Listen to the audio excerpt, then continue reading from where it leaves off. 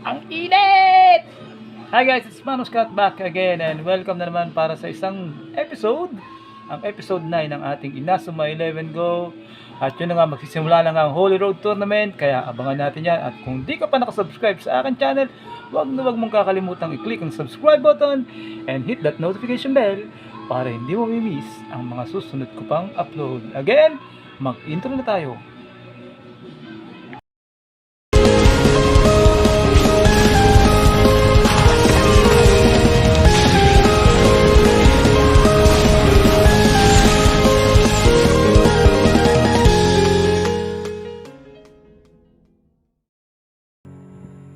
Inazuma 11 Go!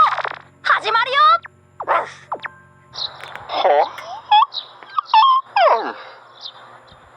Gaganapin na sa susunod na linggo ang opening ceremony ng Holy Road Tournament Regional at ang paghahanda rito ay sinisimulan na.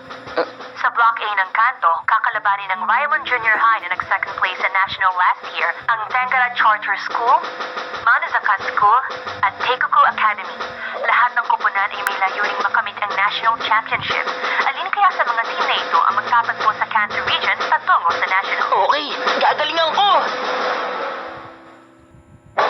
Magsisimula na ang Holy Road Tournament!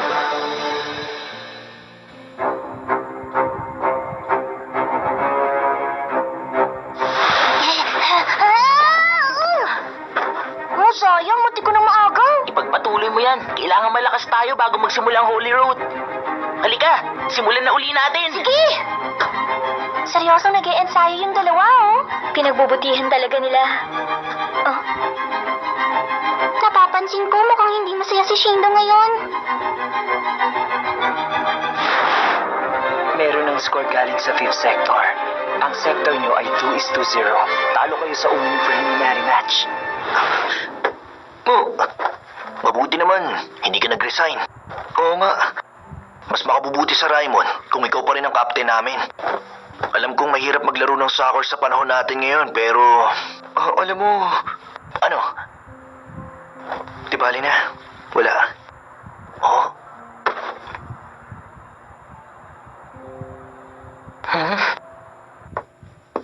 Napagdesisyonan na ang una nating kalaban sa Holy Road.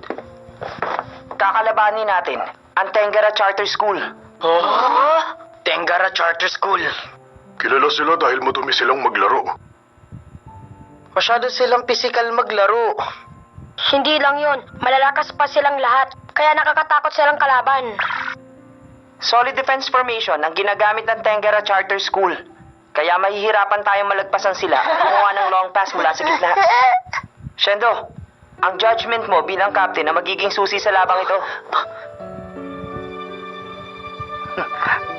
Coach Evans, hindi ka ba nasabihan tungkol sa score order ng 5th sector?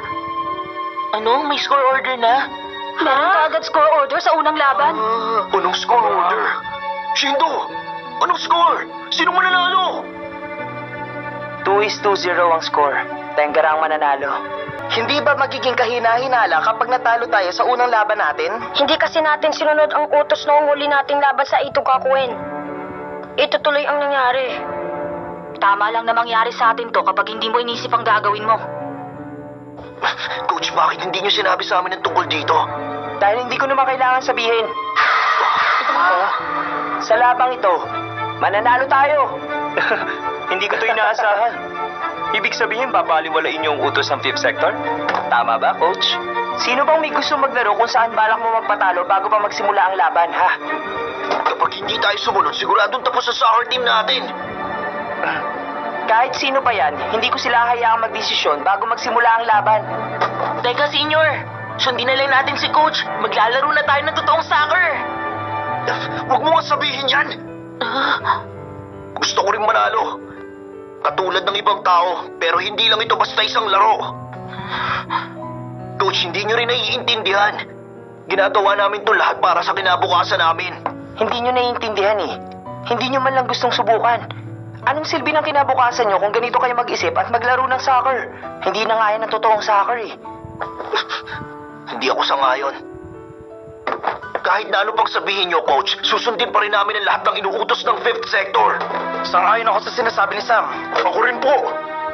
Alis na ako. Sandali lang po. May practice pa tayo mamaya. Matatalo naman tayo sa una nating laban. Bakit pa tayo magpa-practice? Captain! Hindi ba ang sabi niyo gusto mong maglaro ng totoong football? Ikaw, Shindo. Hindi pa rin magbabago na gusto kong manalo. Pero tama bang hayaan natin ang ating personal na kagustuhan at madamay ang kinabukasan ng teammates natin?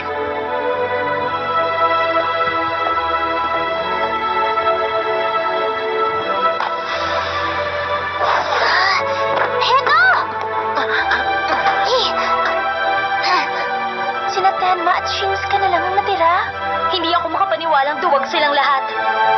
Bakit naman pati si Shindo umalis din? Si Shindo lang ba talaga ang iniisip mo? Tenma! Bakit? Iniisip ko kung anong gagawin ni Captain. Hindi tayo mananalo kung lahat sila ganun ang pag-uugali. Kaya na gusto pang manalo ni Captain.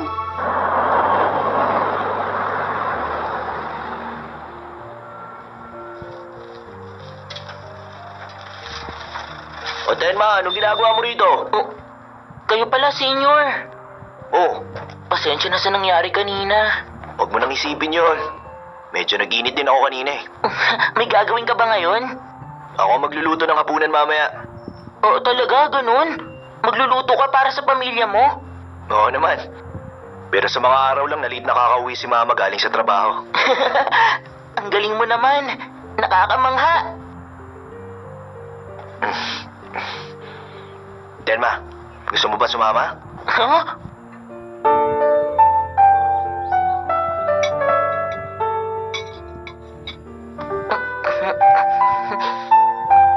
Ang sarap! Kasing sarap to ng luto ng tita ko. Talaga? Siya ang may-ari ng tinitirahan ko at siyang tumutulong sa akin sa maraming bagay. Oo nga pala. Nakatira ka malayo sa mga magulang mo, tama ba? Mahirap ba? Kasama ko naman ang tita ko eh. Pero hindi tamang lagi akong umaasa sa kanya. Kaya kailangan kong alagaan ang sarili ko tulad mo. Sige lang, purihin mo lang ako. Kung gusto mong bigyan pa kita ng pudding. Gumagawa ka nun? Ay, Mama, hawakan nyo ngayon ha. Nandito na ako. Maaga natapos ang meeting. May kasama ka pala. Hi. Magandang hapon po. Kasama niya po ako sa football team. Ako po si Tenma Matsukaze. Tenma? Galing sa football team? Katatapos lang ng practice? Opo. Excited na siguro kayong lahat na makamit ang championship sa Holy Road? Opo. Kasi po... Kumain na po kayo habang mainit pa. Nito nakaraang araw, hindi na siya nagkukwento tungkol sa football. Siguro nasa edad na siya kaya mahirap na siyang kausapin. Intindihin niyo na lang. Dahil wala siyang tatay, may mga bagay tuloy na hindi niya sinasabi sa akin. Napapaisip tuloy ako. Tenma, ganito ka rin ba sa magulang mo? Maraming salamat sa pagkain. Grabe, busog na busog ako. Anong posisyon ang nilalaro mo? Midfielder po. Talaga? Kung ganon, ikaw ang nagsushoot ng bola? Mag-shoot ng bola? Di pa ako nakakascore kahit isa. Kung ganon, anong specialty mo? Dribbling po. Hindi ako magpapatalo pagdating sa pagdidribble ng bola. Kasi pagdidribble lang naman ang kaya mong gawin. Oo. O Tenma, mag-practice ka rin magpasa ng bola ha. Huh? Tandaan mo, dribbling at passing, ang mga basic ng soccer. Kapag ginalingan mo ang pagpasa kasabay ng pag-dribble, sigurado malaki ang maitutulong mo sa team. Salamat Mag-i-ensayo ako ng mabuti. Gagawa ko ng isa pang lunchbox para sa'yo at i-cheer ko kayo sa Holy Road Tournament. Hindi nyo na po kailangan pumunta. Ganyan na siya mula nang tumuntong siya sa junior high. Ayaw niyang manonood ako sa laban nila. Ayaw niyang manood ng mama niya dahil ayaw niyang makita na pinapatalo niya ang laban. Sige, gagawa ko ng tsaa. Pasensya ka na. Huh?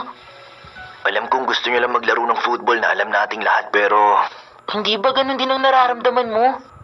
Pasensya na pero hindi ko kaya maging katulad nyo. Sigurado ka? Magkaparehas kayo ni Tenma nung unang beses kang naglaro ng football. Natatandaan mo ba? Oo? Football lang ang iniisip mo noong panahong yon. Pero halata sa mukha mo, ang saya-saya mo noon. Ang tagal na po nun. Nakalimutan ko na. Siguro mahirap talaga manalo. Dribble! Dribble! Pasa!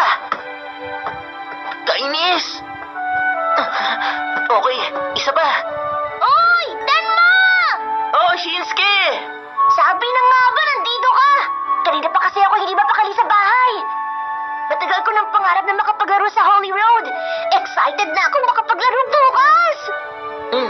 Sa tingin ko, mukhang matagal-tagal na hindi maaalis sa isip ko ang Holy Road Tournament. Ibibigay ko pa rin ang lahat ng makakaya ko. Kahit na dapat talo tayo. Mananalo tayo. Sigurado ako, hindi tayo matatalo. Oo, tama ka. Hindi masaya maglaro ng soccer kung magpapatalo tayo. Shinsuke, mag-practice tayo ng passing! Okay!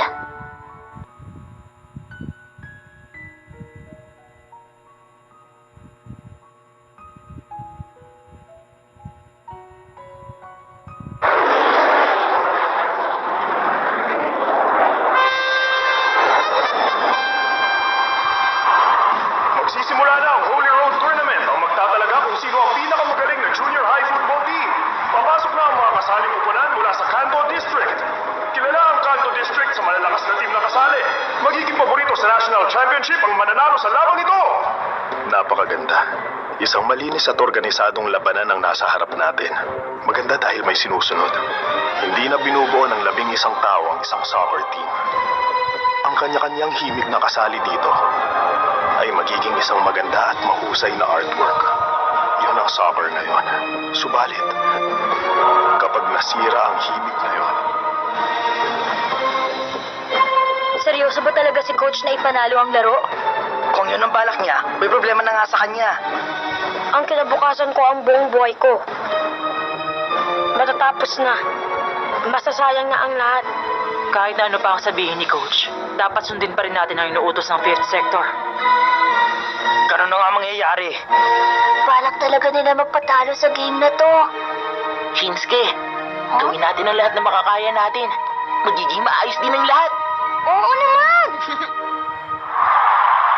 Ito ang unang laban ng Holy Road District Preliminaries! Raimon laban sa Tengara! Ang daan papuntang championship ay magsisimula na! Ang Raimon na second place last year ang makakalaban ng Tengara! Anong kupunan kaya ang mag-uuwi ng tagumpay sa labang ito? Ako si Ayumu Kakuma, ang commentator nyo! Siguraduhin mo lang na walang mangyayari sa labang ito. Katulad na lang ng pangyayari ng huling laban natin. Oo naman, sir. Malinaw kong sinabi kay Coach Endo nung nakaraan. Sigurado akong ayaw niyang matulad kay Coach Kudo. Ang Holy Road ay hindi lang isang tournament kung saan itinatalaga ang number 1 soccer team sa Japan. Isa rin tong election para malaman. Ang leader ng youth soccer, ang Holy Emperor. Ang ating current leader ay si Shuya Goenji. At para maprotektahan ni Goenji ang kanyang pamumuno bilang Holy Emperor, kailangan masunod ang lahat ng usos na nagmula sa 5th Sector. Huwag tayong papalya. Kailangan masunod ang gusto niya. Bo! Galing na natin maglaro! Sayang naman. Simula pa lang ng laban, matatalo na kaagad kayo. Oy, Ando!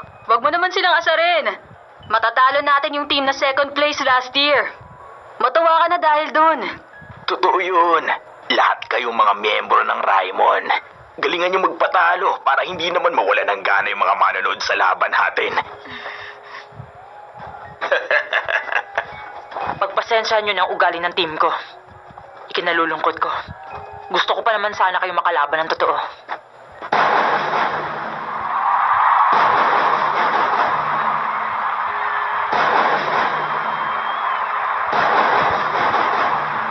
Magsisimula na! Oo nga! Kick off na! Binabantayan ni Matsukase si Hayabusa habang lumalapit siya! Pero walang nagawa si Matsukase sa mahusay na ball control ni Hayabusa! Halatang ginagawa mong lahat kahit na alam mong matatalo kayo. Hindi soccer kung magpapatalo kami! Ha? Alam mo, pinapatawa mo ako ngayon. Pinasa niya ang bola kay Ichiba! Soccer hindi pinaghihirapan. Hindi mahalaga kung... Ando! Pinagpapasapasahan ng Tengara ang bola habang lumalapit sa goal! Mapipigilan ba na Raimon ang atake nila? Sa dadaanan ko. Nilagpasan niya si Amagi! Diretso na papunta sa goal si Ando! Isushoot ko kaagad ang bolang ito. May tiwala ako sa'yo, goalkeeper. Naagaw ni Matsukase ang bola! Kurama! Akin na, babawiin ko na yan! Nabitawan niya ang bola! Nabawi ng Tengara!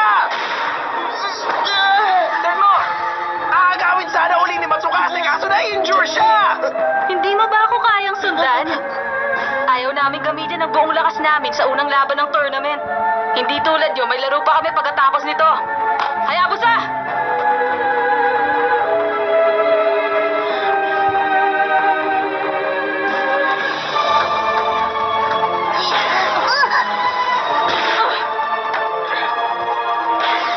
Ang galing!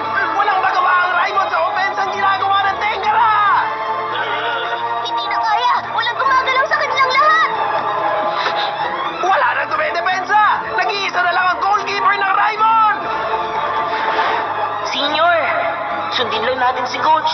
Maglalaro na tayo ng totoong soccer. Pasensya na talaga. Hindi ko talaga kayang gawin.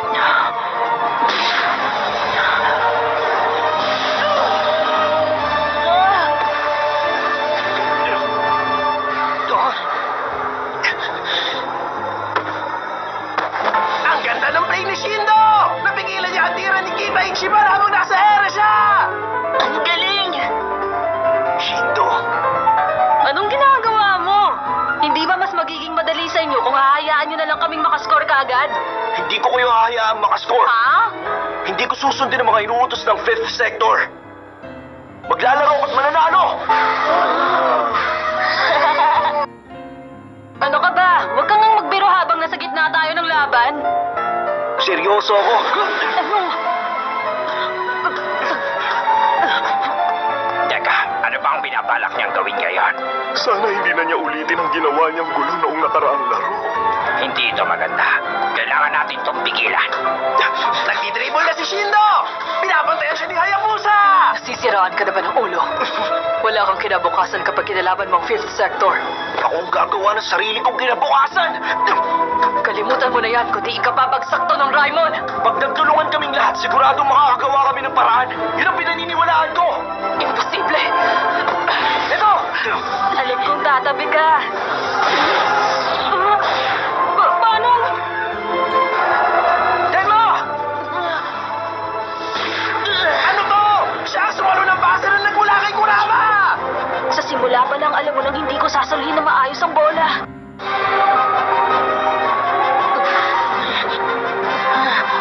Demo! Ano ba problema ni Shindo? Bumalik na si Captain. Siya ang legendary player. Ang guard sa baton. Ayos!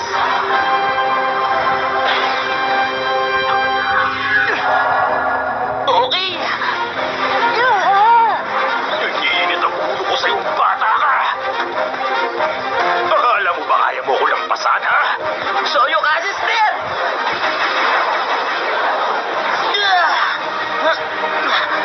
Ang husay niyang mag-dribble! Nakapasok na si Matsukase sa teritoryo ng Tengara! Gusto ko rin makasali sa aksyon! Napapaligiran ako. Denmo!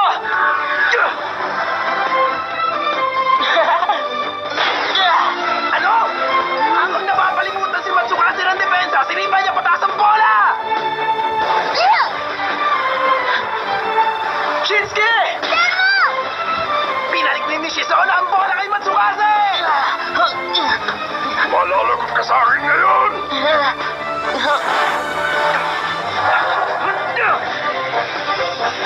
Captain! Isang high pass papunta kay Shindo! Medyo mahina ang pasa! Mababaliwala ba ang play nila? Captain! Anong? Fortissimo! Kimari!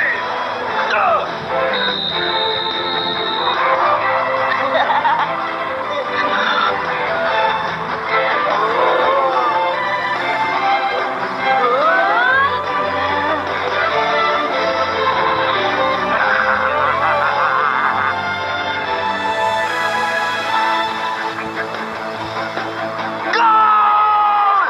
Nakashoot ang captain ng Raimon Junior High na si Takuto Shindo! Lamang sila ng 1 puntos! Inulit na naman niya. Captain!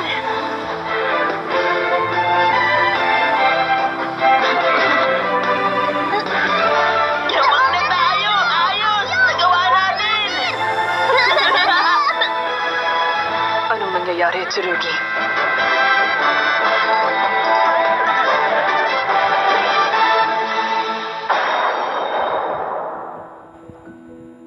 Diyan na nga nagtatapos ang episode 9 ng ating Inazuma 11 Go, kung saan ang Fortissimo ni Shindo ang nagwagi at sila nga, ang Raimon nga ang unang nakascore.